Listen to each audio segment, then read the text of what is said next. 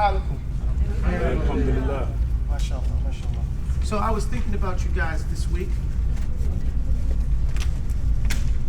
And I got folders for everybody. Yeah. I got different colors. Give the ladies a chance to get some colors. The black ones is for the brothers. We pass them out. And there's different ones for the ladies over here. Whichever color you want, then give me the one extra ones back. I'm sorry. Now these folders, they come with a condition. You know, everything comes with a condition, right? Nothing ain't free but trouble. And you gotta pay to get out of that. Right? You can have it for free, but you gotta pay to get out. So now, what I want on these, I want your name clearly written in readable form. The black ones, I guess you gotta put a piece of tape on it or something. Your name goes on that, okay? Does everybody understand that? Yes. If you disagree, give me my folder back. What's the condition? The condition is that your name is going to be, one condition is your name is going to be clearly legible on this folder, okay? In Arabic or English, I do not care as long as it's legible, okay? Number two, inside this folder, you will keep the papers that I give you and the papers that I give you back, okay? Your homeworks and those things like that, okay? So that I don't want any papers that it looked like your child crumpled it and you pulled it out your back pocket and handed it in. It's unacceptable. Does that make sense? Now, I gave you a folder because I expect you to get your own folder. Okay? So you can have your own folder at home that you can keep some of these things when they get too many. So that when I ask for all the papers that I've given you or that you've given me, you can give it to me in an organized fashion. Does that make sense, everybody? Yes. Because ultimately what's going to happen, inshallah, each one of you are going to take the things that we've learned here and organize it into a book. All right? And you're going to hand that in as for your finals at each stage of the way. And that's going to represent everything that you learned, and I'm going to grade it and give it back to you, and then you hold on to that. And you go look through that, and it's going to say everything that you learned, not everything, but it's going to outline the things that you benefited here section by section. Does that make sense, everyone? Yes. You agree? Yes. All right. Can we put a name inside? You could do, no, the ones with the black, you have to put on the outside. Why do I need them on the outside? Because sometimes I may collect them. Okay? And then when I have them, then I can look and make sure I put the right papers inside of them. Does that make sense as well? You have to find, the guys have a little bit harder. Ladies got but I think you should use what is called, those type of pens, they call them, the ones that we don't, the opposite of these. Sharpies. Sharpie, yeah. You might want to use a Sharpie or some type of nice pen. For those, you guys have to get some tape. Or mailing label or something like that. Mailing labels, right. And put it on there. Here you go. There you go. So I didn't have enough, right? I need to get more? Oh, there's some right there. Get right there behind you. Pass it to him. Young man, look behind you. Now, if somebody didn't get one, I'd like to know how many more I need. But that's for the system. No. If they, no, just get one, man. Get what you're trying to steal. Oh, let me get it. Trying to give him out. Sorry. I'm trying to give him out. Okay. Put him back. You got to put it back. Take one, pass it on. He took all of them. Now, where's my homework? I need my homework. I also would like you to pass out somebody's starter paper with your names on it so it can go around. We have to get that in there so that my trusty dusty attendance book will reflect that you were in class. So will someone take the initiative from the ladies, the young ladies, and someone will take from the men to pass out names?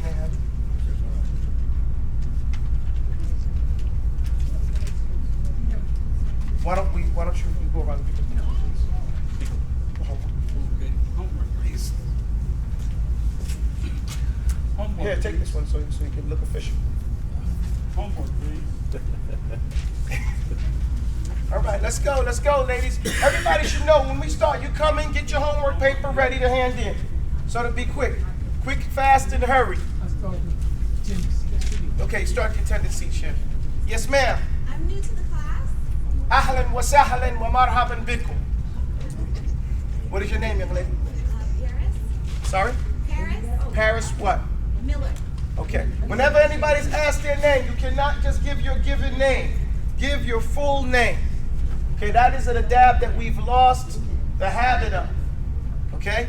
So, Jazakallah khair, Miss Miller. Is your first one today? Yes. Okay, well then, there's a few things that you have to do.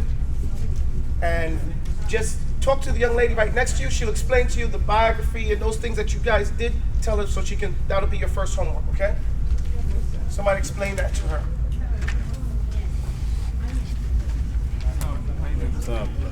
Okay, make sure your name is on your paper.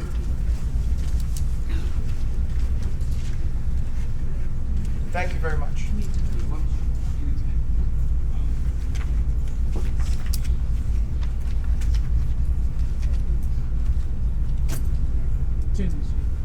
Tendency is going around.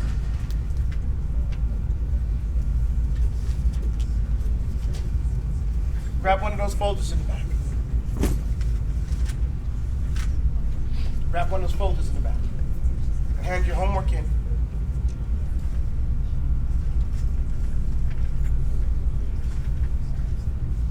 Okay, so now we've been learning a number of things, and I want you guys to understand where we're going with this. What we've been doing is we're trying to cover what I call the basics, or we could call it the usul, that every thinking Muslim must know. Okay? This is what we've been going over. And I've been the things that we've been studying. And from them, there are like 5 usul. And each one of those usul has approximately 5 usul in them.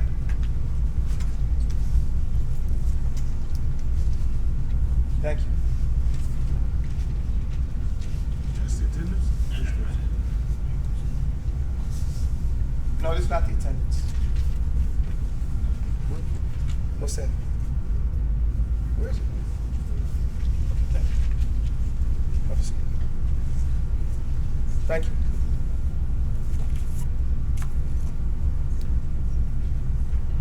Everybody follow this? The usul that every thinking Muslim must know. Now, why must they know them? In order to, think like a mutafaqih, someone who is capable and competent in fiqh.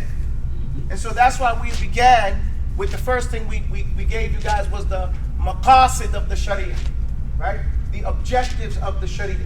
The first thing we gave you was the maqasid. Everybody say that? Maqasid of the Sharia. Then the next thing we were supposed to give you is the qawaid. Qawaid al-fiqhiyya. Al-fiqhiyya. The 5 basic principles of fiqh which help you. Qawasid al-Sharia. Maqasid al-Sharia. Which help you establish the maqasid and determine what the ahkam, say ahkam, ahkam al-sharia, okay?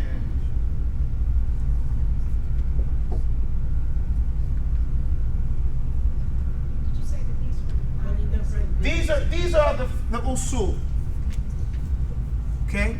These are all usul that some of them you know already, some of them you don't know yet. Does that make sense where I'm coming from here?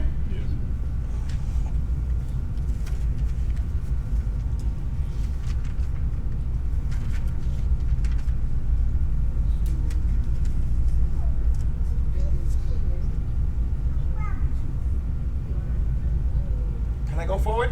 Yes. Okay, let me read it to you. I'm laying down 5 usul that everybody has to know. Now, what you'll notice that you already know some of them. I'm putting them in order. We went out of order last week. Last week we did the ahkam. I mentioned ahkam shar'iyya, right? Mm-hmm. And we started talking about the 5 rulings. Remember that, guys?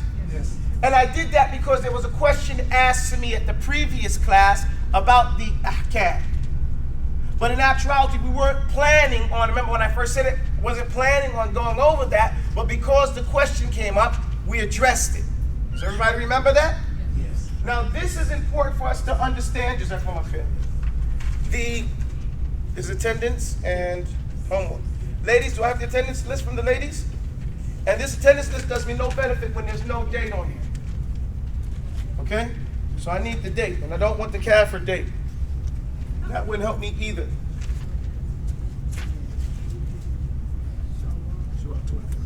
you write this in Arabic, please? Yes, I will. I'll write it in Arabic as well. The point is that this is the particular order that you should learn them.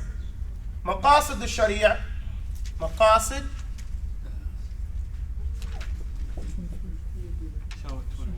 Shari'iyya,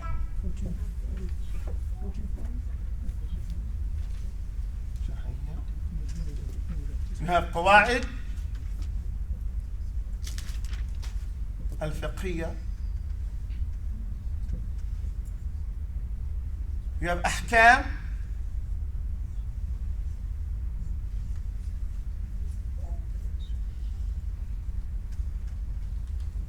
Ahkam al-Sharia.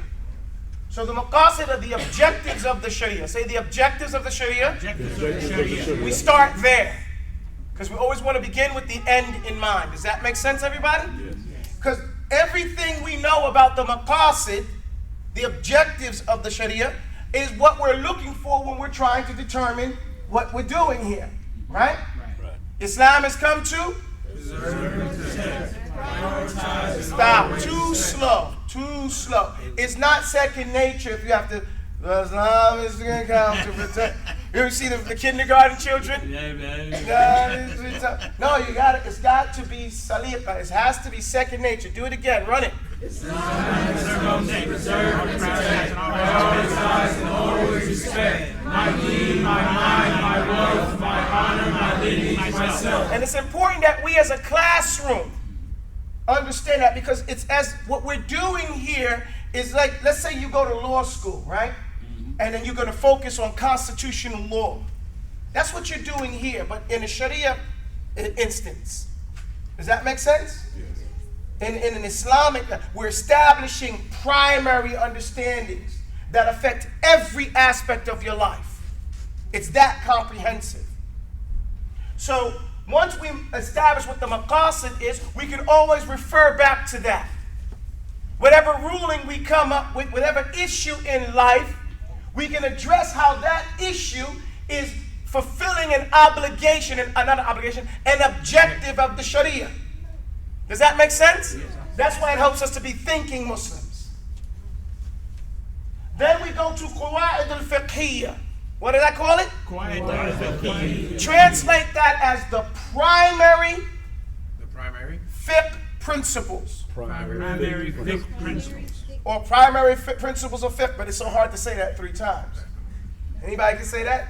Primary principles of fiqh? Yeah, you're right. Primary principles of fiqh. 3 times. Primary principles of fiqh. The ladies can do it, we can't. I can't do it. I wind up saying all types of stuff. You know? So there are 5 primary principles of fiqh that we have to learn and understand. Okay? I don't want to confuse you. I'll tell you one, just so you can get an idea of what they are. One of them is al-mashaqqatu tajlibu at-taysir. Okay? Now what that means is difficulty automatically draws in or demands relief. Tajlib is this. What am I doing? Gathering your attention, right?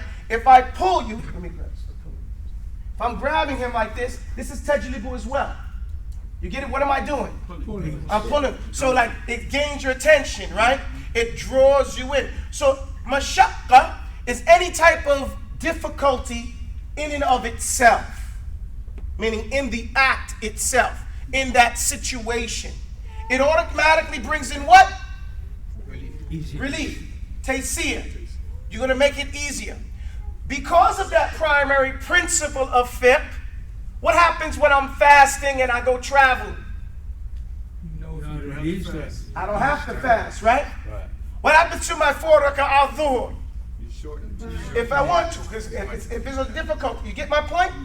So you see how that principle is applied and understood, and those are from amongst the 5 principles of fiqh that we're going to go through. It's a poem, of course. You're going to have to memorize it, okay? But I'm not giving it to you today. I just want you to understand what the order. We should have went it first, but we skipped. We went to ahkam because of the question that we had, okay? And those 5 principles. So that's a prime principles of Primary principles of fiqh.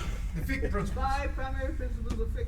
The 5 primary principles of fiqh precede. Try that. The 5 primary principles of fiqh precede the ahkam of sharia. Okay? The ahkam of the sharia are the wajib, the mustahab, the haram, makruh, and the mubah. Okay? Now there's 2 more things we did. We say plus 2. Say plus 2. The ahkam of sharia plus 2. There's 2 more things that you have to realize with the fiqh ahkam of sharia, the rulings. Remember the 5 rulings on everything you do, Miss Nzinga, right? There's 5 rulings, but there's 2 things that go along with that most people are not aware of. One is called sahih. Say that? Sahih. The other one is called batil. Batil. Say it? Batil. Sahih and batil, right? Now, sahih is a term that we know sahih. We always talk about a hadith is sahih, right? And we say, is that sahih, right? We anglicize it and say sahih, right? We drop that other ha sound that should be at the end. But the point is that we're familiar with the word sahih, right? Sahih? Sahih. It means something in this time. It is a term that refers to anything that is a necessary component of that act. Okay? That means if you didn't do that thing, the act in and of itself was not complete. Let's say, for example, you're offering salah, but there's no wudu. Now, wudu is it sahih for salah? Yes. You get my point? Yes. Now, let's say the other one is called batil. What do we call it? Batil. Batil, it means that thing, it yubtilu, it invalidates or corrupts the action. Let's say that there's water, but it has oil inside of it. And the person makes wudu. Can he make wudu out of this water that has oil inside of it? No. So that wudu with the oil inside the water, is batil. You get it? And batil is any activity that corrupts the activity, that corrupts the action. You follow me? Right. So those are 2 things and 2 components that you have to have and take into consideration along with the 5 ahkam. In every instance, we want to look at the circumstances to see if everything in there is sahih, or is there something in there that is batil. Sometimes you'll find it in other books as fasid, and which is clearly corrupting. Follow me, guys? Now, if there are some things that are not sahih, meaning unnecessary, but they're not batil, then it's allowed. Okay? It's la yadur. It's not harming the activity because it's not a necessary part of it, but it doesn't corrupt it. For example, if a person is offering salah and he wipes his head, fly comes and he goes like this. Now, is that sahih for salah? Come on, guys, talk to me. No. No, it's not sahih. The guys win. Okay? Ladies, you have 0. We didn't hear you. Why is it not sahih? Because What? It doesn't invalidate. No, that's incorrect. it doesn't. It's not a necessary component. It's not a necessary component of the salah. So it's not sahih. But is it batil? No. It doesn't corrupt the salah. 1 or 2 slaps. What if I offer the salah though and I'm going like this? That's bad. That's batil. Yeah. It's batil because excessive movement, unnecessary movement in the salah is called abath. You know, it's a term for it. You know? And it corrupts the salah. Does that make sense? Even the 1 is considered, what's the ruling on the 1 slap? It's makruh. What if it's a fly? It's still makruh. Does that make sense? The only time it becomes sahih when it's something that can harm you. Let's say there's a scorpion on the ground and you're offering salah. Can I kick it? Yes. That's sahih. Because if I don't, when I go make ruku, he's going to pinch me. Right? That's haram. And that's haram alayh. But I can't do the dance on him, right? No. I can't start dancing on him. Man, I just gotta kick him away, man. Hopefully not in the first rank. If I'm in the second rank, kick him. No. To kick him to get away, get him out of here. I remember in Mauritania, they got some strange little prehistoric looking animals. You know, one guy took his turban and threw it on the thing. Just keep that thing, whatever it is, from getting away over there. But that's sahih to protect the ummah from the harm of that particular thing. Okay, but if it's not dangerous, like a fly, then you're supposed to concentrate. It depends. If the roach can get into your ear or something like that, then the roach can cause you harm. So excessive movement. Excessive movement in any movement outside of the movements of salah are makruh in salah. Any movements. But there are sorry? The Arabic term, For what? excessive. Al-abath. Fi'l al-abath.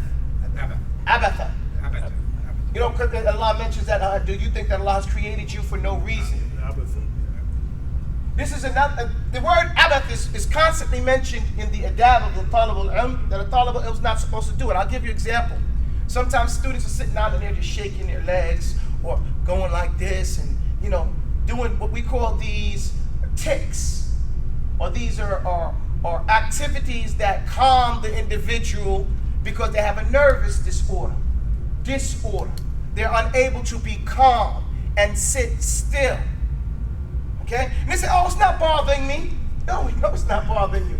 Because you're doing something that psychologically is calming you. But it's considered makruh in Islam. Why? What we tell the people to do when they don't know how to sit down and be calm, and they'll be sitting down shaking and stuff like that. Uzkurullah, remember Allah, mention Allah. Ala bi dhikrillah tatma'inna al-qulub. The hearts become calm and find tranquility. Sammillah, say Allahu Akbar, Subhanallah, Astaghfirullah, and recite Quran, and you'll be able to calm down. The word calm is being able to sit still and not move, and being what we call tranquility. What is tranquility? Absence of movement, right? Second. I've been with brothers who move like that. Right, and It's a lot. they're unable to, sometimes that's a jig. Some people in the salah, if you hear their recital, they start shaking, that's good. Let the jinn come out. You know, it's because the Quran is making that jinn uncomfortable. You know, so, but that's a different thing. But I'm talking about now while we're sitting here twitching and doing those things like that, that is something that we should learn how to control ourselves. One thing is to remember Allah, the other thing is to breathe deeply. Take a deep breath and calm down. And know that there is some reason why that action is there.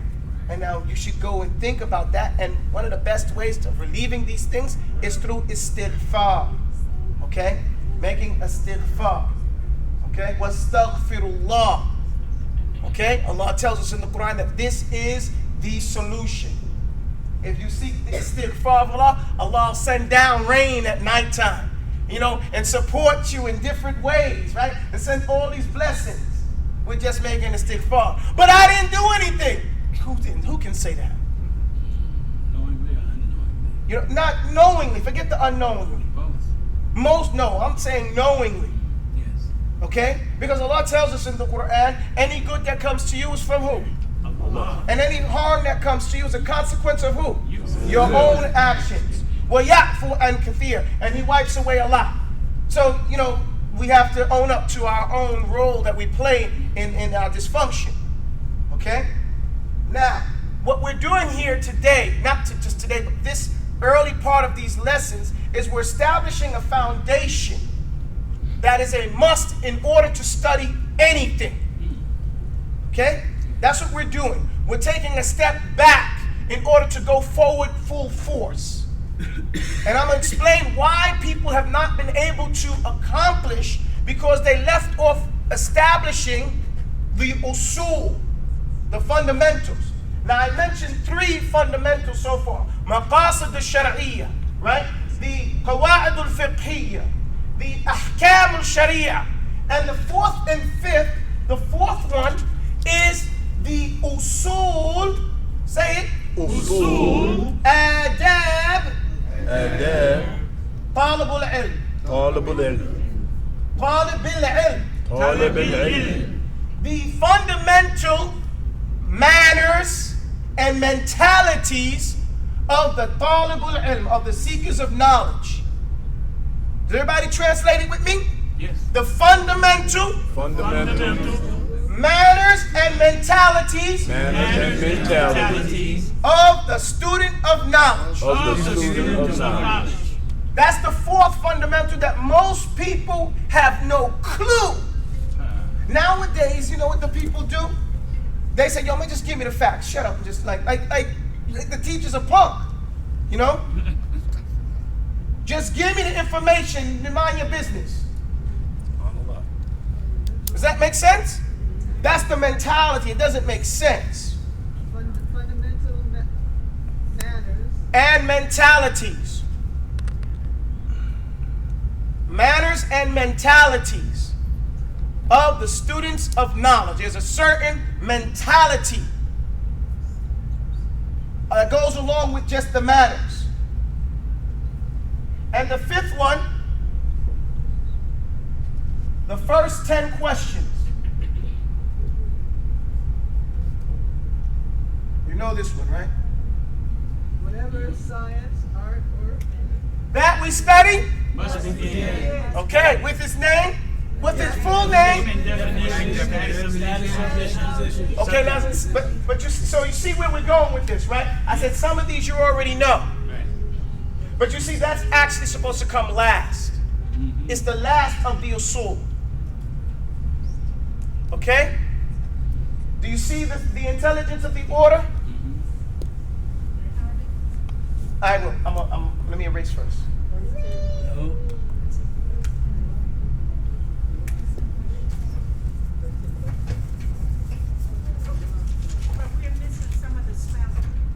I'll put it up here. Look. Number 4 is usulu adab talib al-ilm. That's number 4. Number 5 is mabadi ashar.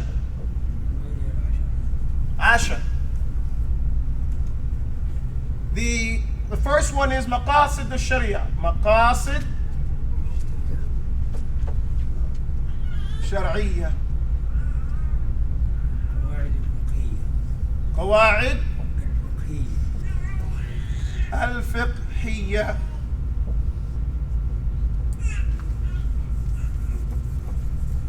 الثالث أحكام شريعة.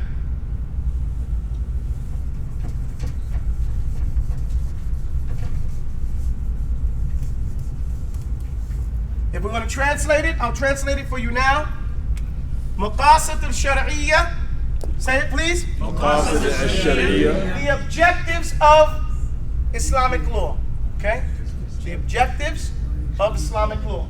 قواعد الفقهية, قواعد الفقهية, the primary principles of, or the 5 primary principles of fiqh. Okay. أحكام الشريعة, أحكام الشريعة, the 5 Islamic rulings plus 2, right? 5 Islamic rulings plus, or 5 legal rulings. I'd rather say legal rulings plus 2, so we would understand. Sorry? Spelled wrong. Number 3. Shar'iyya. Shar'iyya. Number 3. No, it's Sharia. Sharia. The first one is Shar'iyya, the second one is Sharia. Okay. It's different. You see what I'm talking about? Yes, exactly. Maqasid al-Shar'iyya, the other one is Sharia. Different wasn't. Okay? You said 3 was the 5 legal rulings? 3 is the 5 legal rulings plus 2. 5 legal rulings. No left hand. Unless you consider me. Was that considered the deen? Number 3? 3, the 5, no. My deen, my mind, my wealth, my honor, my lineage, myself, the maqasid, the objectives of the Sharia. This right here, the ahkam of Sharia are the wajib and the makruh, and those things, okay? Plus 2. Plus 2, the sahih and the batil. Follow me, guys? Yes. And then over here we have the usul al-dabi, the fundamental mentalities and manners of the student. Why is that important? Behavior of the talib al-ilm. The behavior of the talib al-ilm. Manners as well. Well, why is it important? I didn't ask you guys, both of you guys translated. Makes it, I want to give him a chance. Keeping your brain on the straight path. Putting your brain on the straight path. This is a specialty science. You know, you're now in a guild. You know, go ahead. What did you say? Having respect for the teaching, for learning. Okay, you're not telling me why it's important though. You're explaining what it is. I want to know why it's important. Yes, ma'am. It is in line with the thinking. So once you begin to think in that manner, it will translate over in your actions. So the thinking, the mentality, because you said every thinking Muslim must know. Okay, you're somewhat correct. It's not. Yes, sir. Cousin. I was going to say what you Oh, you're going to say what you're going to say. Okay, maybe it's not fair because I didn't forget. I intentionally did not go over today's lesson. This is just to let you know the outline. Today we're going to do the muqaddimat al-usul. Okay? The introduction to the usul. Okay? And maybe by doing the introductions to the usul, you'll understand why this is here. Okay? And the next one, mabadi al-ashr, why does this come here last, right before we delve into any science? Remember, even though I'm going to take you through this from the mindset of a mufassir, I want you to know that all these things are going to be used in any science. Okay? In every consideration you make Islamically, you need these 5 adabs or usul or fundamentals. Does everybody follow me? Yes. Foundation. It is the foundation for everything you will do in Islam. And without this, there is no way you can arrive at your usul, at your objective. No way. You know, because let's say you study something, but you never knew the objectives of the Sharia. What are you doing? you don't know where you are. You don't know what you're doing or why. You're a zombie going through the motions. See, it has no spirit. It has no qasd, no intention. No direction. No direction. And we say that it takes more than just motivation, right, and desire. There has to be purpose and direction. Okay? That purpose is the objective, right? Why? And the direction comes from the teacher to tell you how you get there. Does that make sense, everybody? Yeah. So, purpose and direction. Now, I'm going to erase this and we're going to go over today's class. You can talk for a few moments.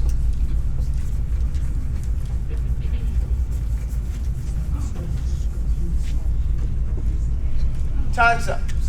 All right.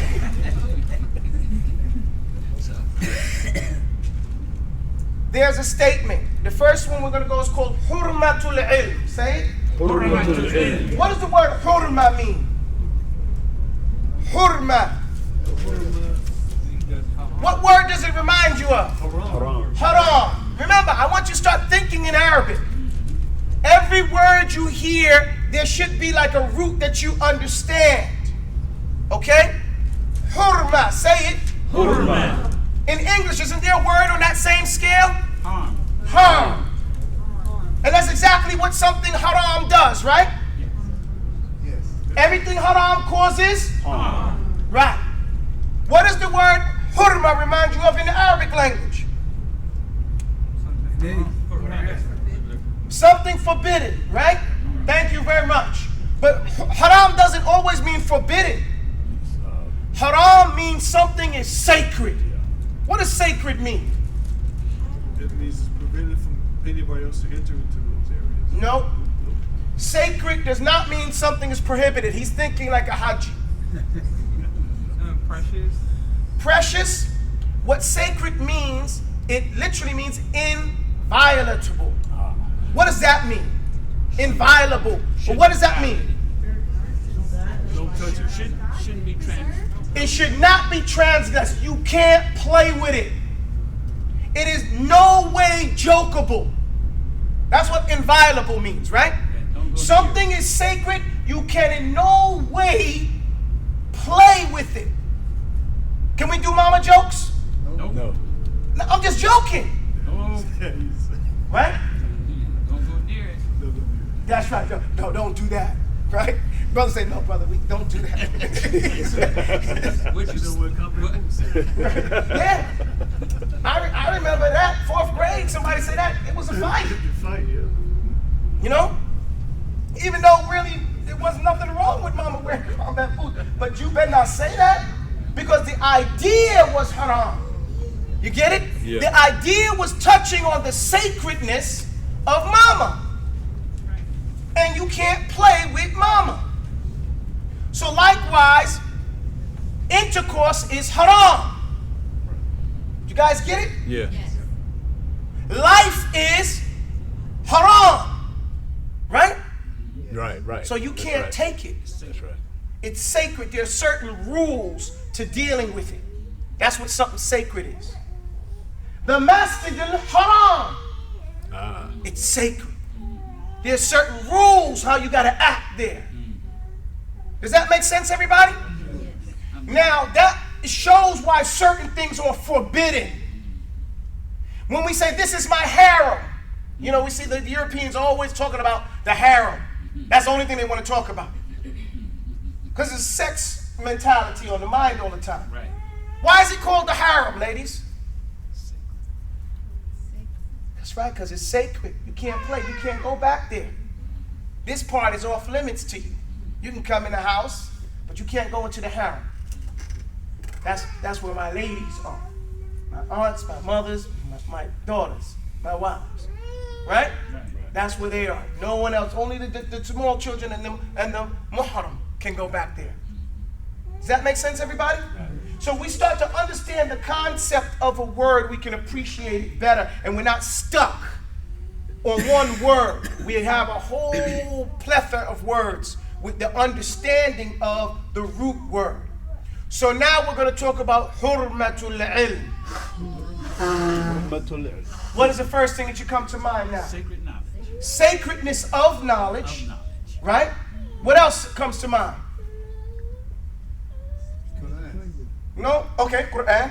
I'm not going to say it doesn't.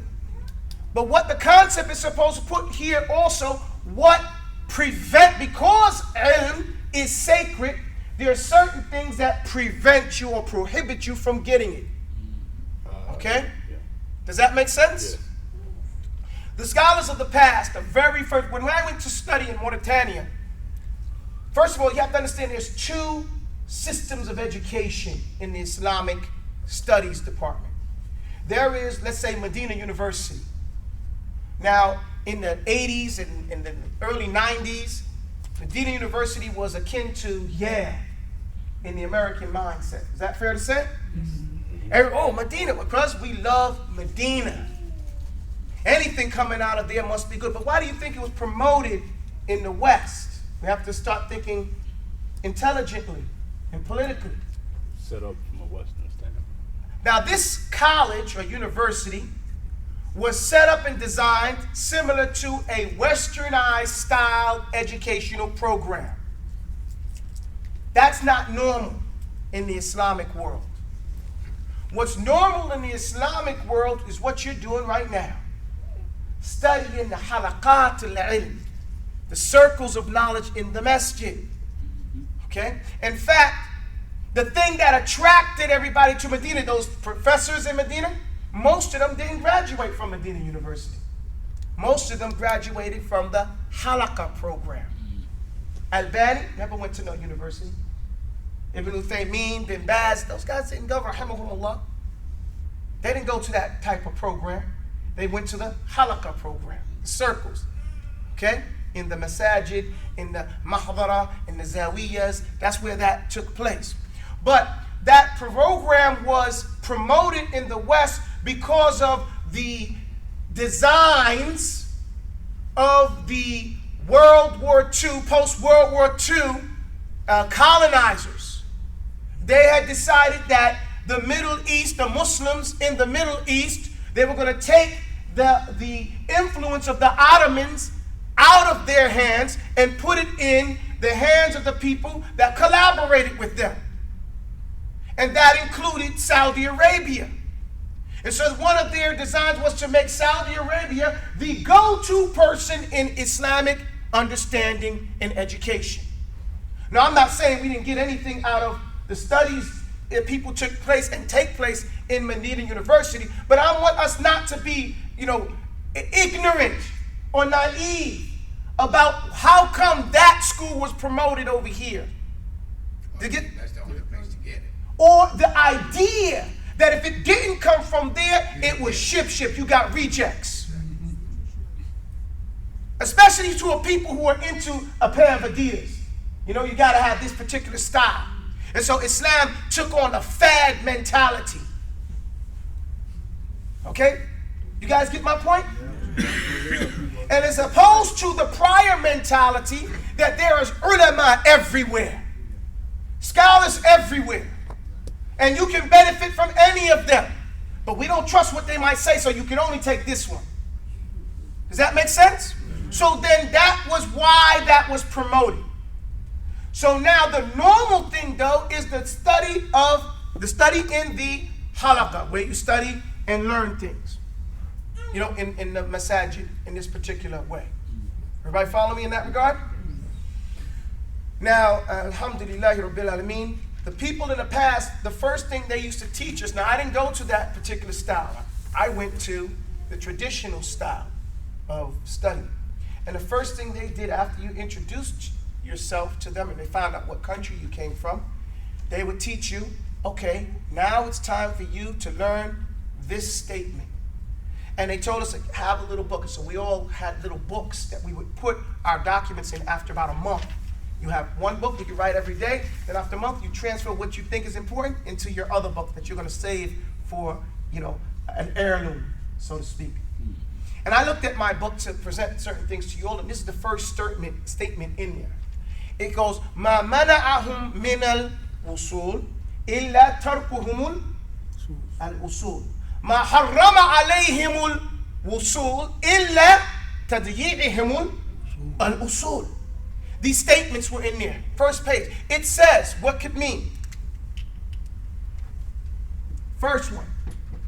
The only thing, please. The only thing that prevented them from becoming proficient in beneficial knowledge was that they abandoned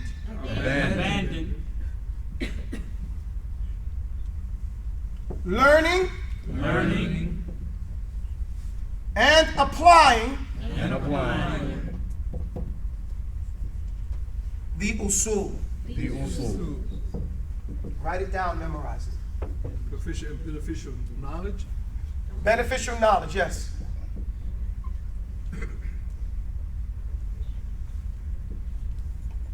The only thing, say it. The only thing. Louder. The only thing. Now that teaching, now we're going to break it down. That shows the only thing, this is important.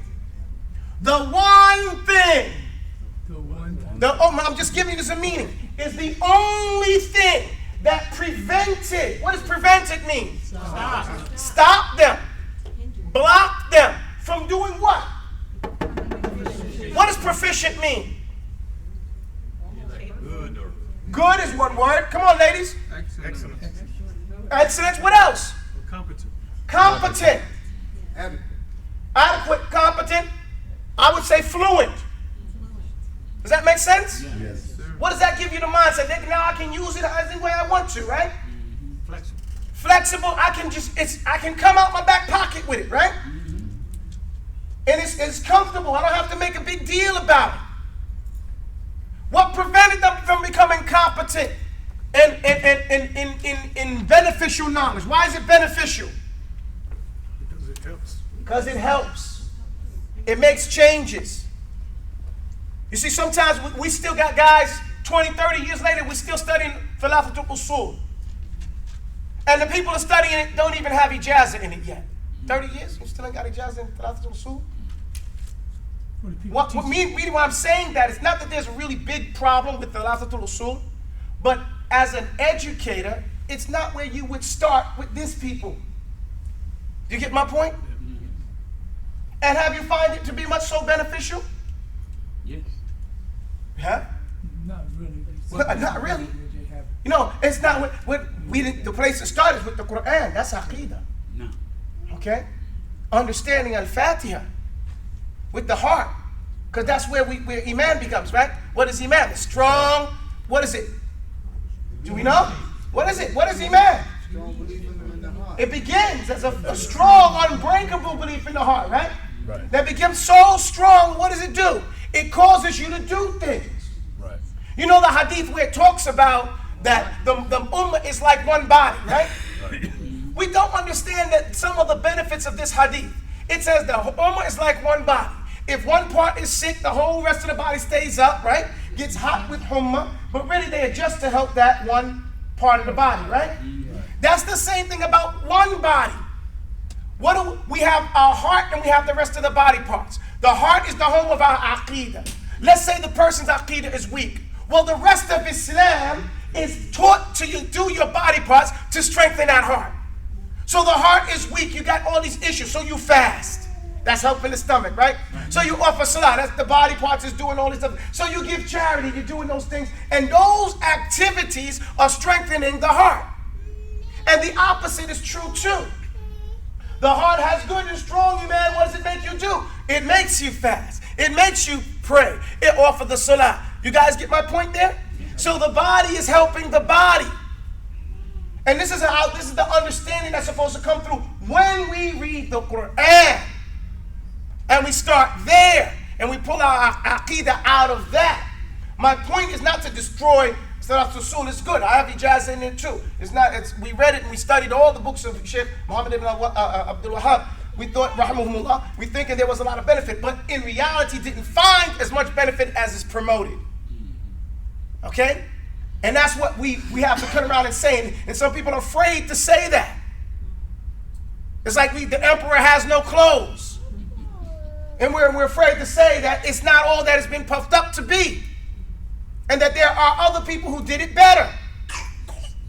So let's study and benefit and stop fronting and thinking and caring what someone else wants. And understanding what their objective is in promoting these particular people and pushing it to the side the others. Okay? Does that make sense? And maybe what's good for them is good for them, but what's good for us may be something different. Does that make sense, everybody? So, the only thing that prevented them from getting beneficial knowledge, that's what's going to be meaningful and impacting in your life, is that they abandoned. What does the word abandon mean? They left and got far away from. That's what abandon means. To leave and to get what? Far away from. Learning is number one. 2 is applying. I told you I don't like that thing.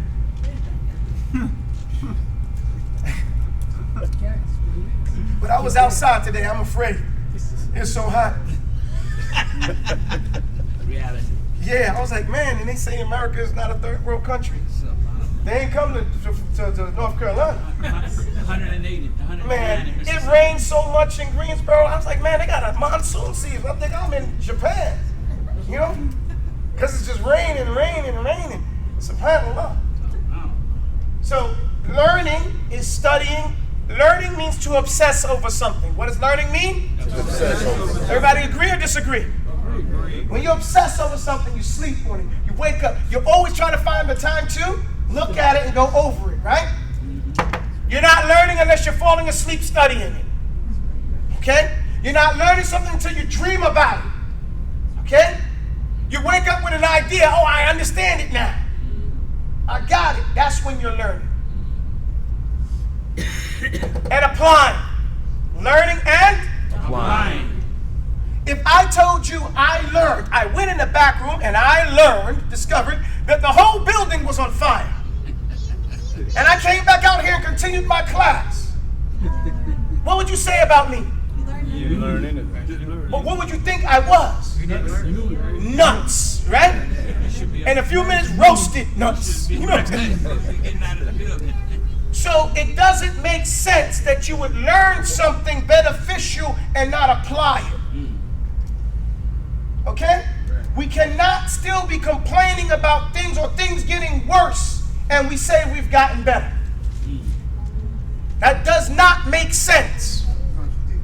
It is. It's oxymoronic, which means we have to reevaluate what we're doing and what we're not doing and what our options are and what the outcomes can possibly be. And then take that route which is going to arrive us at the desired place we want to be. Destination. Does that make sense, everybody? Yes. Goals. That's our goal. We have to be goal-oriented. And the reason why we study the maqasid is because in order to be truly goal-oriented, you begin with the end in mind. Okay? You imagine that you're dead. The angels just did what? Close the books on you, as they say in the mob. They just closed the books on you. What do you want to have in that book? Good deeds. No, don't have to tell me. But think about what you want to have in that book. And do that today. Because you ain't promised tomorrow. You may not get the chance. And some of the people in the past used to say that the road to Jahannam is paved with good intentions. But not good deeds. So we have to make it go beyond just the intention and get to the application. As one of the people in the past said, well done beats well said all day long. Right? This is the first rule. This is the first usul. Why do we start here? That's the objective. Why do we start here with this one? Why do we talk about what prevented people as the first usul? We call these the muqaddimatul usul, meaning the beginning mental usul, the introductory mental usul. And there are 5. Okay? This is only number 1. Why do we start with this, guys? Think about it. Yes, ma'am. I keep wanting to say Queen and Zinga. As we begin, we want to know what stopped other people from achieving it. Right? Right. So we don't fall in the same hole twice. The believer doesn't get stung by the same scorpion twice. So if we see that this is what prevented them, what do? Step aside. We go around that Go one. around out. We got me? I can go forward? Yes. That don't sound confident. Can I go forward? Yes. Alhamdulillah. Go for it. Alhamdulillah. The second usul is called miftah. Miftahul ilm. What is it called? Miftahul ilm. The key to knowledge. What's it called? Miftahul ilm. The key to knowledge. Okay? I'm sorry.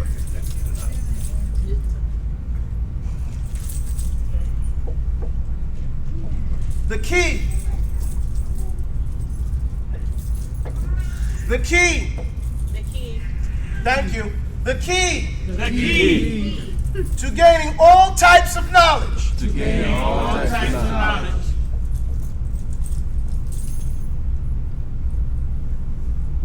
is having Having a true, a true legitimate legitimate fear fear of Allah. of Allah. Is the second key. In Arabic we call it Miftahul ilm khashyatillah. Khashyatullah. Miftahul ilm khashyatullah. The key to gaining all types or any type of knowledge. Okay? Any and all. It doesn't, it's any and all. Okay?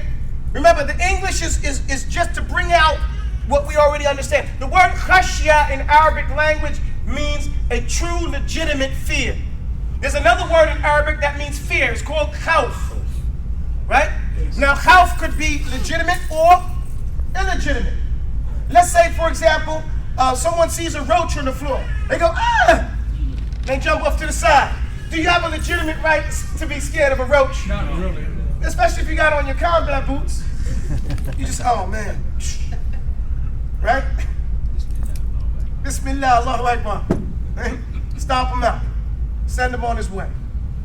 Now, a true legitimate fear is if you get put in a cage with a hungry lion. You get it? Yeah. Or you go camping and you see a little cute bear and then his mama comes. His big mama. You know? Now you have a true legitimate fear. Okay? Now that's the key to gaining any and all types of knowledge. Without that key, then the person is normally a hypocrite. He thinks he's shrewd. You get my point? Or open, blatant kafir. If he doesn't have that true, legitimate fear, he doesn't develop it and have that. And the trick here is also that as you gain knowledge, this true, legitimate fear becomes more. Okay? When we say legitimate, we mean realistic. What does it mean? realistic. Why does it become realistic? Because it's real. You see it, you feel it. No, that's not the answer. Why? When knowledge becomes certain. Because the things that you learn, legitimizes that. You know for a fact what Allah is going to do. Okay? So now you say, SubhanAllah, I know the realities of Allah. Some of the realities. Because Allah tells us, وَمَا قَدَرُ اللَّهَ حَقَّ قَدَرُ. You haven't considered Allah in His true rights. You haven't given Him His true props. Okay? You don't really know who you're dealing with. Allah says in the Quran. You know, and this is showing the azamatullah, the greatness of Allah. But through learning, you realize more and more about Allah. Okay? And that's why your fear becomes a true, legitimate fear of Allah subhanahu wa ta'ala. And that's the key to gaining knowledge. It increases your iman, doesn't it? That's right. Knowledge is a key to iman. There is no iman without knowledge. Al-ilmu wal-yaqinu, right? Wal-qubul wal-inqiyadi fadri ma aqul. والصدق والإخلاص والمحبة وفقك الله لما أحب.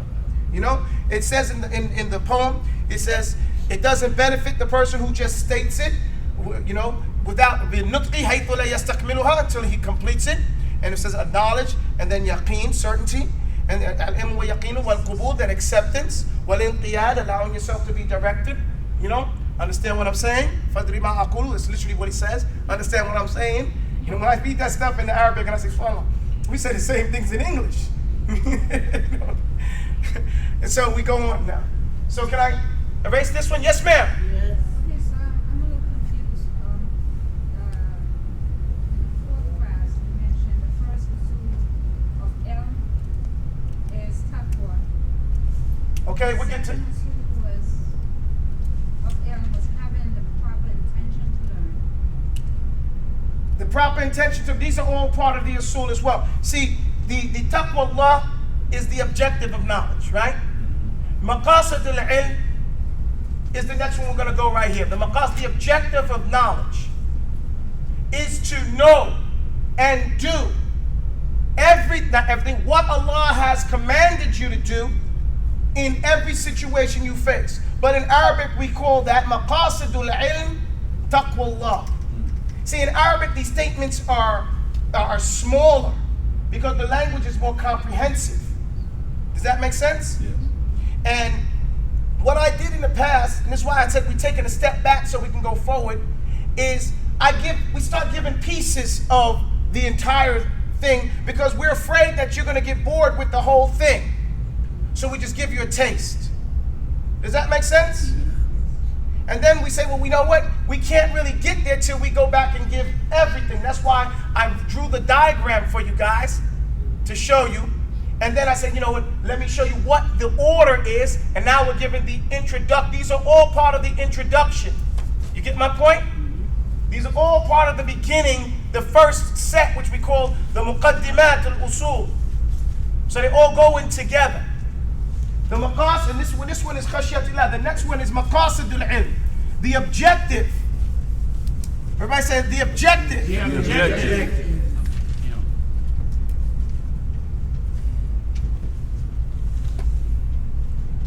Of knowledge. Knowledge.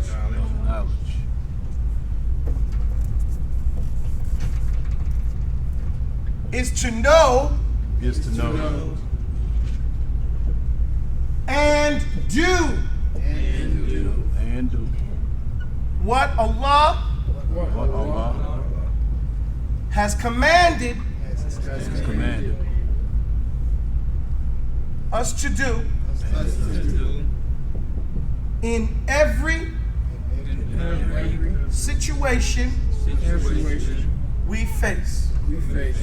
Now this has to be understood, and this is called maqasidul ilm. Maqasidul ilm taqwallah. So this word taqwa is what we're talking about here. And it can't be translated like the objective of knowledge is taqwallah. What is meant by taqwallah is that the objective is that you know. Everybody stop writing for a second, please. Pay attention here. Know. See, the objective of knowledge is that you know. What does know mean? I taught you that before. What is know? I said there's 6 levels of it, right? What is the meaning of knowing something? How it is in reality. To have an idea. To do what? To know something how it is in reality. In your reality. To see a thing, right? The way it is. right. In reality. Okay? Without any doubt. Without any doubt. Or anxiety about that thing. To understand or perceive a thing the way it is in reality. Does that make sense? Yes. That's what the objective of why we're studying, why we're learning the Quran. Because we have things that we see with our eyes, but Allah has told us what that is. When someone uses deception to take from someone who can't protect himself, right? Let's say he takes from an orphan, and he takes the money from the orphan, and he eats food from that. He buys food, he gets a Mercedes, he does whatever, and he's eating big. What is he really filling his stomach with? What's the reality? Fire. He's not putting in his stomach illallah. That's the reality. So you see it and understand it the way it is in reality. So that's no longer impressive. Right. Does that make sense? Right. So this is what we say, that the objective of knowledge is to know. Is it enough to know? Allah says in the Quran, Ya alladhina amanu وعملوا الصالحات. وعملوا الصالحات about 70 times. Okay? Over and it's not, he didn't say, in fact, not one time they said alladhina amanu and left it alone. And we already established that the knowledge, the first key for knowledge is, the first key for iman is what? Knowledge. So it's directly you have to know and do what you know. So it's not alone that you learn and now you know, but you have to know and what? Do. And it doesn't say be able to do. It's not being able to do, not the opportunity, because your knowledge is supposed to demand action. The knowledge has such a pull on you that you're now able to do, not procrastinate, not fall. What is Surah Ali Imran about? What's the theme? Give me a full sentence. You hesitated. He fell all the way down. He looked at me and said, I was listening to them. I was listening to them. The ladies jumped right on it. Bow to the people. MashaAllah. So, what is Surah Ali Imran about? Ali Imran is about justice. No, Ali Imran is not about justice. Firmness of faith. Strong in the deen. Firmness of applying the deen. Right. Ali Imran, the theme in Surah Ali Imran is about at-tathabbutu fi din, al-istiqama fi din, if we're going to say in Arabic. In English, we're going to say is to be firm on the guidance that you received in Surah Al-Baqarah. You guys get my point? You see how we're going here? I asked you, and you know what's in that surah. And we're going to go through all 114, and you're going to tell me what the theme is in that. Because once we can understand that, then we can put that in context of every ayah when we read them. Okay? The whole surah in Surah Ali Imran is telling us that immediately after Allah told us to have what guidance was, the step-by-step approach in Surah Ali Imran, in Surah Al-Baqarah, what is it? The first dua in Surah Ali Imran. رَبَّنَا لَا تُزِغْ قُلُوبَنَا بَعْدَ إِذْ وَهَبْ لَنَا مِن لَدُنْكَ رَحْمَةً إِنَّكَ أَنْتَ الْوَهَّابُ. So it says, رَبَّنَا لَا تُزِغْ قُلُوبَنَا. Don't let our hearts deviate, go astray, after you have what? Guided us. So to be firm. The other dua in Surah Ali Imran is رَبَّنَا أَفْرِغْ عَلَيْنَا. No, ربنا اغفر لنا ذنوبنا وإسرافنا في أمرنا وثبت أقدامنا وانصرنا على القوم الكافرين. He says, ربنا, ربنا, what I say?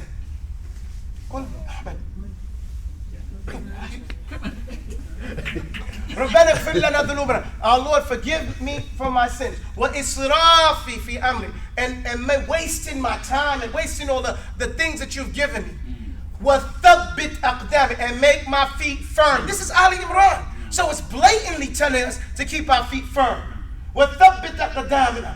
And then one sunnah, and help us, give us victory over the disbelieving people. But does it mean to fight them? No. The victory here is like the challenges that we face.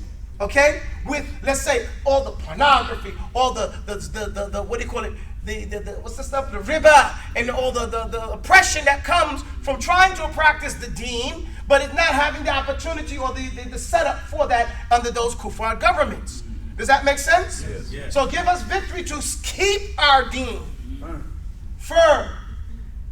A lady called me today, and she told me that she wants to get married so bad. She feels so lonely, and this is such a situation. A guy bumped into her, and she felt good about it. And she said that. She's like, subhanAllah. You get my point? Yes. And it's because her parents refuse to help her get married. You get my point? Oh, they don't care. That's what they said. I don't worry about it. She may be wanting to cover, but they don't care. So now she's asking for, what can you do? Because she didn't plan that to happen. When it happened, she's like, you get my point? So it's hard to hold on to the deen in these situations, especially when the men are not doing what we're supposed to do to provide the job of providing an environment for those ladies where they can live in their deen competently and safely. That's our job, not theirs. So we have to become, intelligent about that.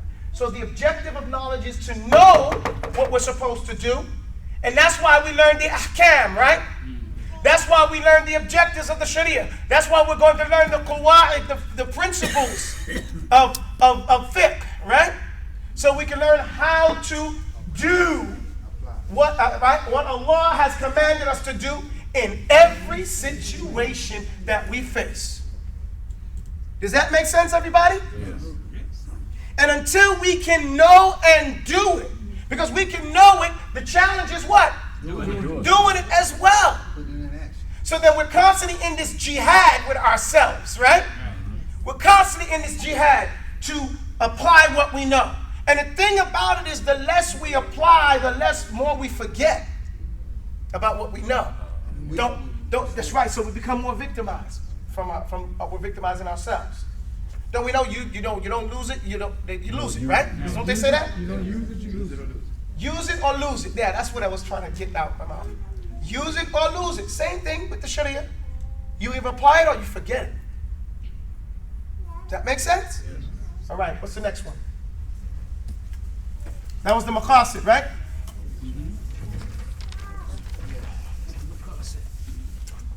The next one is the types of knowledge. You should know there's an ilm or ilman. Say it. Knowledge is of what?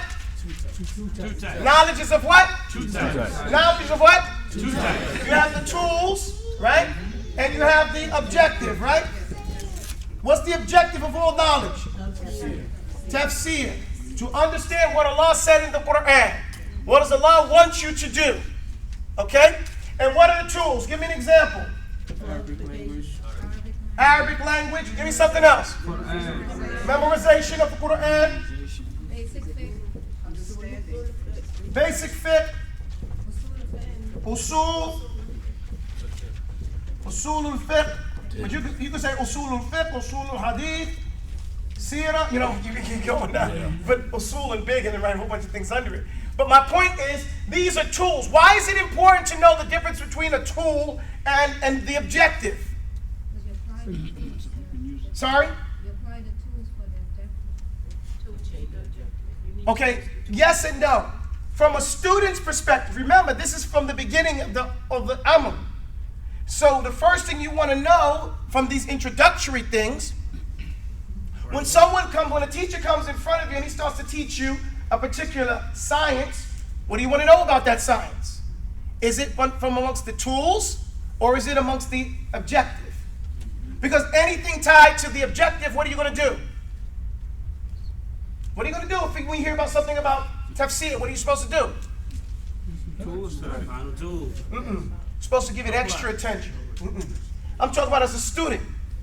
So the teacher says, number one, let's say we're going to study Arabic language. Does that mean you should get lost? You spend your whole life studying the Arabic language? No. Why not? Because it's not your objective. Thank you. That's the point. Does it sit there and you study and you keep going over it? Just, I want to learn more about this and that. No, you learn the tools. How much of the tools you want to learn? Enough to utilize. Okay? Enough to be competent to use it to fulfill the objective. That's why you want to know what it is. If it's from the tools or if it's from the objective. So you know how much attention to give it. And not to get lost or wrapped around the axle over something that's not the objective. And as you know, as you're studying the tools, right? If the teacher says, well, this tool, it is mentioned in the seerah, is about this ayah in the Quran, what do? You stand on your toes, you hold your breath. You pay extra attention. Why? Because that's tied to the objective. And so that's something about the tools that you have to pay extra attention to. Does that make sense why you need to know this at this point? Yes.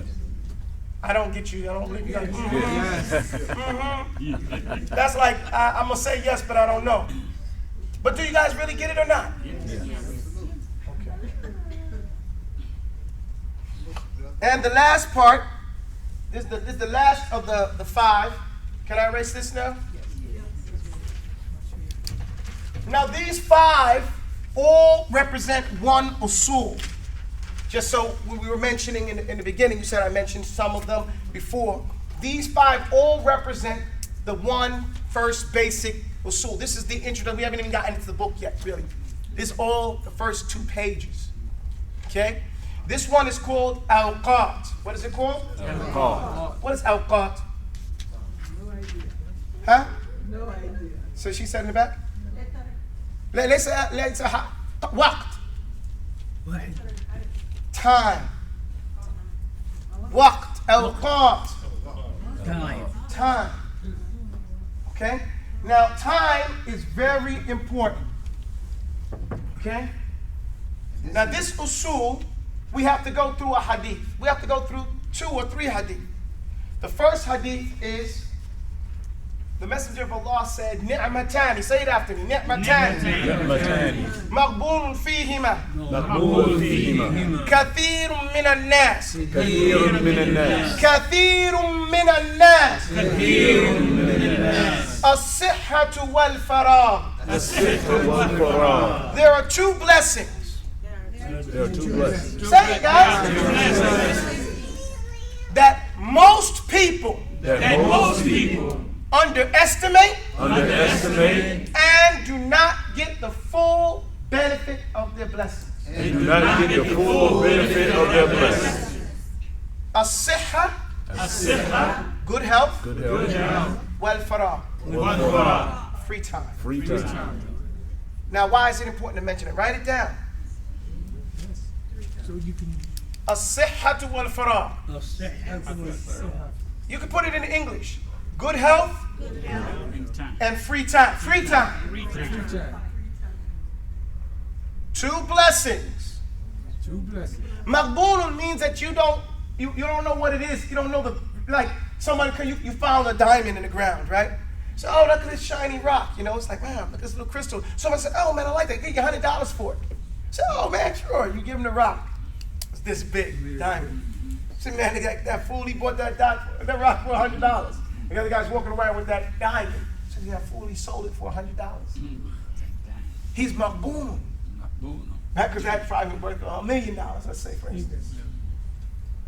And we find that a lot. You know, people don't appreciate their wealth. Okay? And they gauge it on someone else's idea of what wealth is. Okay? And lose their wealth. So, the first one is good health and Free time. Okay. The second one is اغتنم. خمسة قبل خمس. Take advantage of 5. The first one is your youth. Before age. Before becoming old.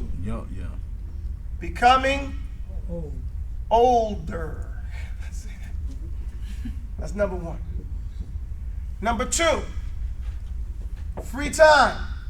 Please say them. Free time. Before becoming busy. Before becoming busy. Wealth. Before becoming impoverished.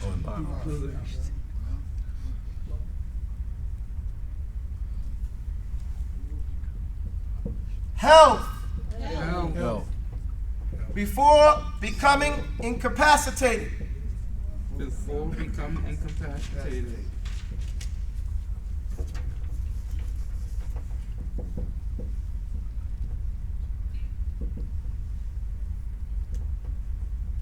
Five, life.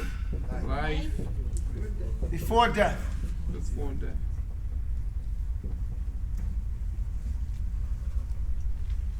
This section is called what? Awqat. Time. Time. Why is it one of the usul? Awqat. Look. Times. Okay. Awqat. Waqt. The plural of waqt. Times. Is an usul. Now, I gave you one. First one was health and free time, right? The second one is take advantage. The second one is take advantage of 5 before 5, right? Take advantage. What are they? Youth before becoming older. No. Who asked? I did. Okay, the 5 are here. Youth, free time, wealth, health, life. Okay, before they're opposites. Youth becoming older. Because when you become older, you become busier, right? You have more responsibilities. You don't have the strength that you used to have. Same thing, free time, busy. Wealth, you have more time, money, you don't have children, you don't have this, you don't have that. You have more wealth. before we become impoverished. The word for in Arabic is iyal. Iyal means you have family. But iyal literally means that you have people that make you poor, meaning your family. Like a iyal. No, I have iyal. Why? Because they always demanding money for this, that, and the other thing. Not that they don't need it, but you get the concept? That every time you get money, somebody, got to go to the dentist. And always the insurance don't cover dental. So, health before becoming incapacitated. We didn't say sick, right? Right. Because people don't always get sick. They become incapacitated first. First you start limping, right? Knees hurt, hips hurt, shoulder don't got the same movement. You need a cane, or you just get one anyway, just in case, because you don't trust the young people. You walk with a cane, just in case. But you get my point, guys? And then life before death. So these are the 5 things we have to take advantage of before 5. Okay? Everybody follow me? Got it? Okay, so the third one, they make us memorize this particular story. It goes, i'lam. Say it. I'lam. No. أن رأس المال العبد أوقاته. Try it. You gotta open your mouth. أن رأس المال عبد أوقاته.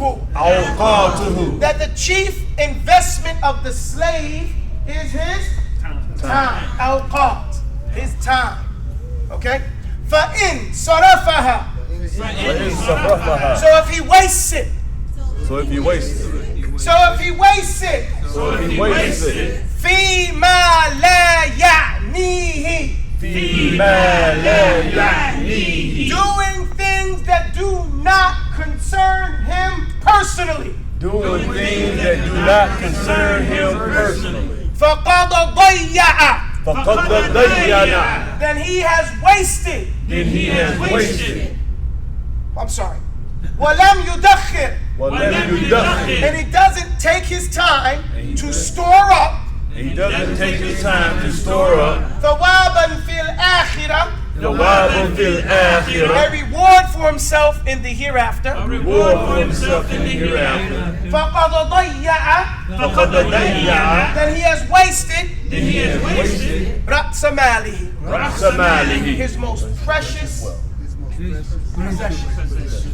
Can I sell time? No. If I could, would there be someone to buy it? Oh, yes. Oh, yes. If you could buy time and live forever, just buying it from somebody else, they'd stick you up and take it. Right? Yes. There'd be people taking it from people. Oh, yeah. Taking babies, and there was a movie about that? The time, it's all about time. Really? Yeah. So I never even knew that. Yeah, me neither. Well, tell me about it. I want to check that out.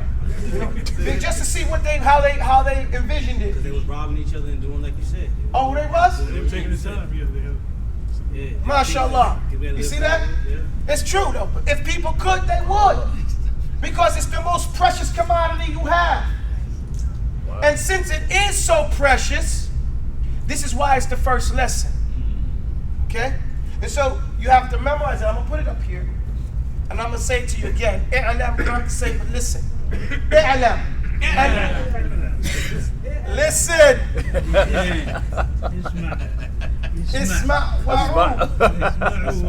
Isma'u wa'u. It means listen and memorize. Okay? Because if you hear it, it'll replay back. I'lam. And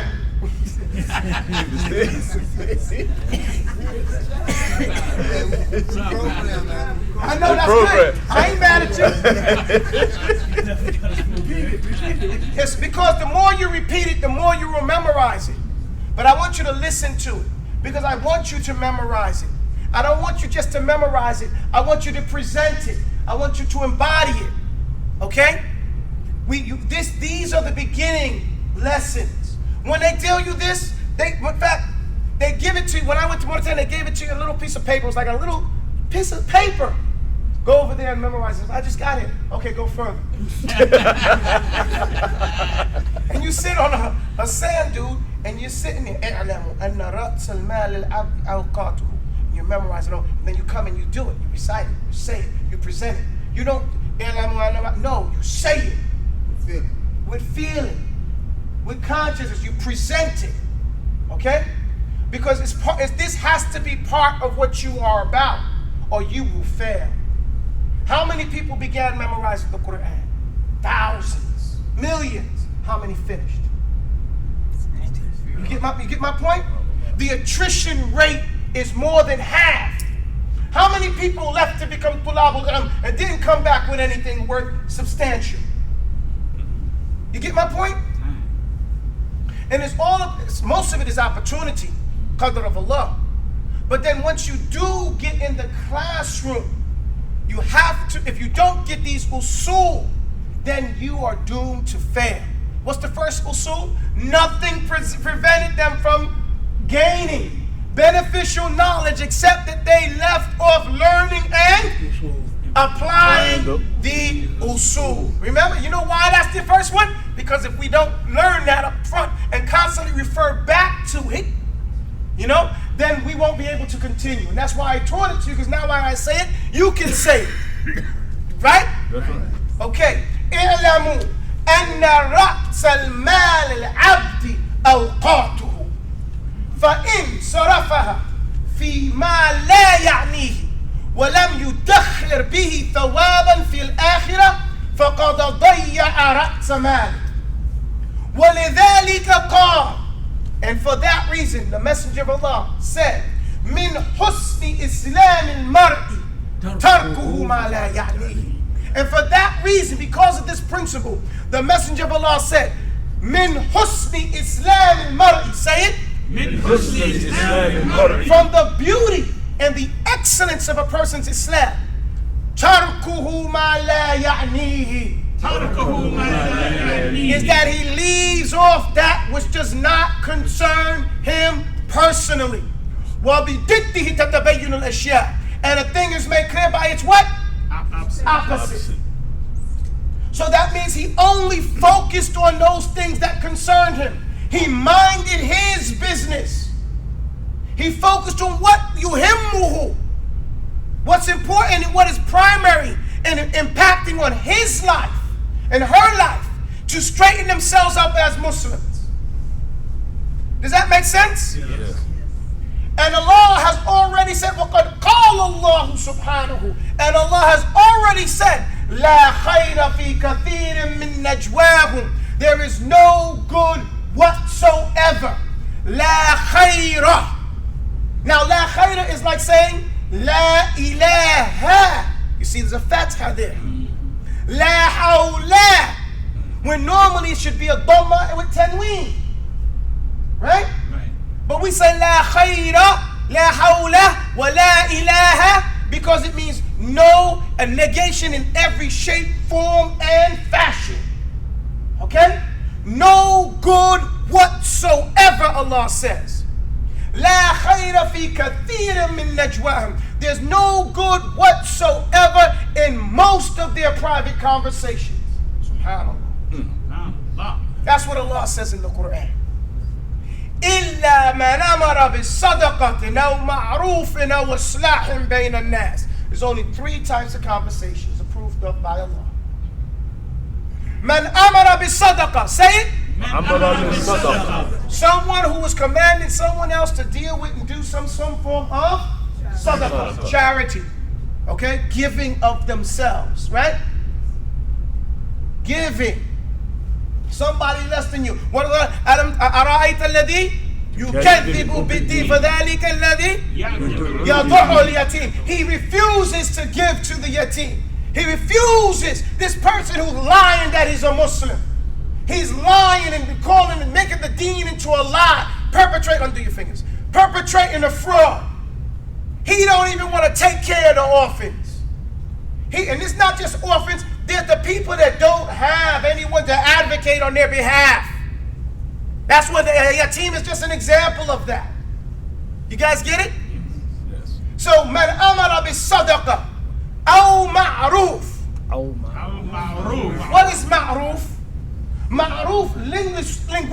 means what is easily recognizable as good. Allah always tells us to do the ma'ruf, right? وَعَاشِرُوهُنَّ بِالْمَعْرُوف. Live with your wives with ma'ruf, right? And Allah also tells us, كُنْتُمْ خَيْرَ أُمَّةٍ أُخْرِجَتْ لِلنَّاسِ تَأْمُرُونَ بِالْمَعْرُوف وَتَنْهَوْنَ عَنِ الْمُنكَرِ وَتُؤْمِنُونَ بِاللَّهِ. Allah says, and know you're the best ummah brought out of all mankind. What do? You command people to do what? Good. And what is that ma'ruf? The Sharia. Islam. That's what's easily recognizable as good. That's what's the earth for the people, right? If we go to the Qawaid al-Fiqhiyah, the last qa'idah is al-'adatul muhakkama, right? When we go to the 5 principles, primary principles of fiqh, the 5th one is habits or customs. Al-'urfa yuhkam. The customs of the people is used to determine a ruling in Islam. Okay? We have to take into consideration what the people are accustomed to, and not to not to do something aib. Oh, what is aib? Somebody give me a definition of aib in English. Opposite. No, aib is like ugly in amongst the people, you know? Shani. You know, something that you do that offends the people. Right? Well, it's true. It's true. It's true. But it means more than a cultural offense. You know, ethnically, you know, you go around people, you do something that offend them. So the earth is taken into consideration, and that's called ma'ruf. يأمر أو المعروف أو إصلاح بين الناس أو إصلاح بين. Al-Islah is rectifying the people's affairs, which falls under classes, counseling, right? Da'wah. Those are the 3 approved of conversations. Everything else, there's no good in most of those conversations. You see, najwa, quiet. Okay, najwa is a quiet conversation, not a private conversation. You know what I'm saying? Secret. So, sorry? Secret. Mostly it's secret because it's private. So the point is, why are we learning this now? We're setting the tone for the talab al-ilm. These are the usul that if you don't have them, you're not going anywhere. Okay? So you have to learn these usul. When I say learn them, I mean memorize them. Then embody them. Repeat them. Always go to them. This is your, what do they call it? Constitution. No, not the Constitution. There's a word that we say like when in Force Recon, there's a quick, silent, deadly. There's like a, what's it, statement? What's it called? No. They call it a statement that you always refer to, like IBM said quality Motto. is job, huh? Motto. Yeah, it's like your motto. It's like your work. Whenever you have your job, like you go to certain places, a hotel or to a place that does service, they say service is our #1 job. Yeah. So everybody has Mantra. some type of mantra, but they call it a something statement. Mission statement. Thank you. Sorry? He said mission statement. It's a mission statement, but you said the right thing. You stole it from him and did the right thing. No problem. It's also a slogan. It's all a slogan, but the purpose of the slogan is a mission statement. Why would I wanted to get that term mission statement? It's primary for you to understand these are your mission statements constantly, right? Because what is your mission? You get my point? See, so like in recon, they say be swift. You gotta move quick, silent. So you can't be quick and clumsy, right? And you get my point? So it's telling you it's constantly reminding you what you're supposed to be doing, right? So you can keep you on point. Does that make sense, everybody? Yes. So that's why we have to pay attention to as-sihhatu wal-faragh, our health and our free time. اغتنم خمسة قبل خمس. You guys get my point? We're paying attention to our private conversations because you could be spending that time memorizing Quran. You could be spending that time learning particular something else. You guys follow me? Yes. So if we get these first primary muqaddimatul usul, the beginning, the fundamental mentalities, if we get these down first, we can take the next step. Okay? We can take the next step, which is understanding the maqasid of the Sharia, which you happen to already know. Okay? Does that make sense? Yes. And we're going to judge it on your papers how much you know about it. Inshallah ta'ala. Yes, sir. Can you run the Arabic by me again for the worthy conversations like man amala sadaqa? Man amara bil sadaqa. It says man amara. It's in the Quran. Man amara bil sadaqatin. لا خير في كثير من نجواهم صدقة أو معروف أو إصلاح بين الناس. أو إصلاح بين الناس.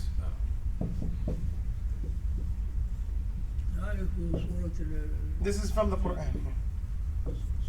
من آمن بصدقة أو معروف أو إصلاح بين الناس. Okay. آمين وإياكم. سورة النساء. لا تقول أنا ما أردت أن أقول شيء يعني عمدا. The reason because I want people to I particularly did not tell you that, what surah it's from. Okay? Why? I want you to look it up yourself. You know, because by looking up yourself, there's a memory. You're running traces to your memory. Okay? That you now you remember it, and you could it's easier to pull back from. And you know, you Google this stuff now. Just unclick your fingers. The Prophet ﷺ, he forbade us from holding our fingers like this in the masjid between the salah. Okay? Forbade us, so it's haram. Okay? Everybody understand that? And he told us the reasoning behind it, even though we don't need to know the reasoning. If your parent tells you to do something, you don't say why. That's usually what happens next, right? Yeah, You say, your mom do this, but mom. Oh, yes, ma'am. Code 9/11 now. Code 11 now, right? Yeah. But my point is, the parent doesn't have to. Allah's messenger doesn't have to tell us why. The fact that he's the messenger of Allah, right? And we acknowledge that he's the messenger of Allah. Therefore, we trust everything he said to us. If we go back to, again, first grade fiqh, right?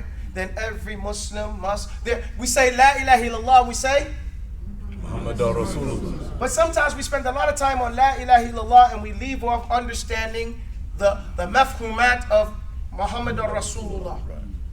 There are 6 things you have to understand by saying Muhammadur Rasulullah. And it's in the children poem, we call it, it's a book we wrote called First Grade Fiqh. Then every Muslim must concur. What does concur mean? Agree. Then every Muslim must concur. Muhammad is the messenger. Number 1. Not just the messenger, sent by Allah. That's the first one. He's the messenger sent by Allah. The actual physical messenger sent by Allah. Therefore we trust everything he said to us. What did he say to us? He told us about things that happened in the past that we can never verify. He told us the things that's going to happen in the future in this life. Things that are going to happen in the grave. And things going to happen as we come out of the grave. And things that happen after that. Therefore, we trust everything he said. We must obey his orders and respect the things he called haram. We didn't say reject the things, respect, because the things he called haram, there's a certain respect that goes towards them, right? He brought the laws full and complete, not one detail did he delete. All sacred laws must come from him, sallallahu alayhi wa sallam. That's the things we have to understand about Muhammad Rasulullah. If you don't know that, you don't know the second part of the Shahada. And it's not a problem not to know it, but get to know it. Those are the things that you have to agree about the Messenger of Allah. The way the Sufis get people, and they say, we got the mats, we got the secrets. He told you the open stuff, but we got the secret stuff. Then when you go back to the Shahada, he brought the laws full and complete. Not one detail did he delete. There's no secrets. He didn't give it to some and not to all. He gave it to everybody. Okay? Now, of course, there are things dealing with the heart, and some people articulate that better than others. Allahu Akbar. Allahu Akbar. Allahu Akbar.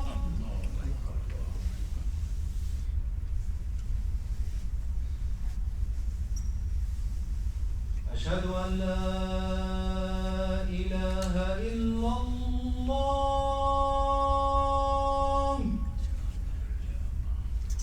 أشهد أن لا إله إلا الله.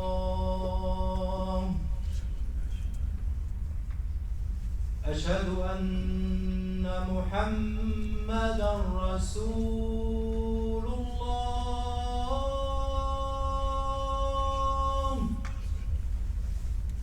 أشهد أن محمدا رسول الله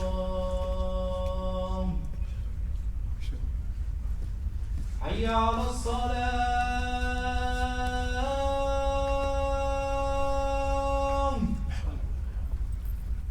حي على الصلاة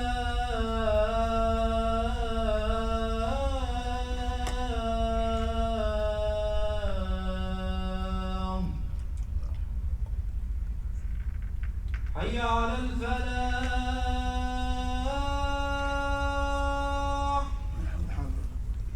حي على الفلاح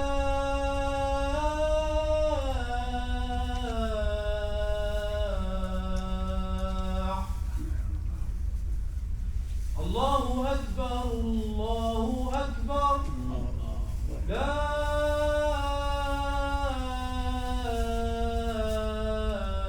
إله إلا الله لا إله إلا الله محمد رسول الله رضيت بالله رب العالمين. Again, there's a lot that we have to learn, okay, and embody. It can't be done one time, but it's not difficult. If we're consistent, we'll get those things accomplished, okay? One of the failings of the Talibul Ilm is not being patient with the process. Many times I'm counseling students or yelling at them, telling them, stop. Just do what we put in front of you first. If you focus on just these usul that I gave you today, memorizing them and getting to know them, embodying them, then we can take the next small step. Does that make sense? Yes. I'm trying to say, whatever else, don't do a whole bunch of other things. Focus on this one thing that we got right here. And the other things will come fast enough. Does that make sense? Inshallah. That's the agreement we're supposed to have. The agreement is that I'm supposed to give you what is primary, and you're supposed to follow that. It doesn't work if I don't and you don't. All right? And that's why we have to learn the usul of the adab of the talibul ilm. What is your relationship between yourself and your teacher, yourself and your companions in the classroom and other people who are learning? Okay? Yourself as the life of the talibul ilm. And our whole life, from the cradle to the grave, even though the hadith may be unauthentic, that from the cradle to the grave, but that's what our life is, from studying from the moment we can remember till the last moment of our life. We're trying to learn more, because Allah tells us what? What's the only thing in the Quran Allah tells you to ask for? Zid. Rabbi zidni ilma. وسبحانك اللهم وبحمدك أشهد أن لا إله إلا أنت أستغفرك وأتوب إليك. جزاكم الله خير. If anybody wants to make a contribution in the envelopes in that box, Grab the other form for the. if you want to receive a notification or confirmation of your donation,